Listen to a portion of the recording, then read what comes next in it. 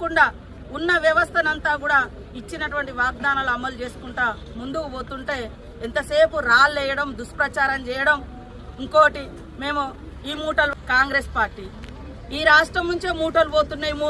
నీకు అలవాటు ఉంది ఈ దేశంలో, మరి తెలంగాణ పేరు పెట్టుకొని నువ్వు పార్టీ ఏర్పాటు చేసుకొని అలా అత్యధికంగా డబ్బులున్న పార్టీ ఏది, అత్యధికంగా ఇన్కమ్ ఉన్న పార్టీ ఏది అంటే బీఆర్ఎస్ పార్టీ అనేది వచ్చింది వాళ్ళకు.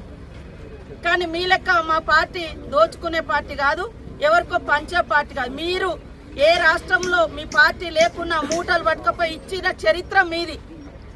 కానీ వాళ్ళ మా పార్టీ సామాజిక న్యాయం కోసం, పేదల హక్కుల కోసం, ఈ బీజేపీ చేస్తున్నటువంటి దుర్మార్గమైనటువంటి పాలనకు వ్యతిరేకంగా దేశాన్ని ఐక్యం చేయడం కోసం కాంగ్రెస్ పార్టీ పనిచేస్తుంది.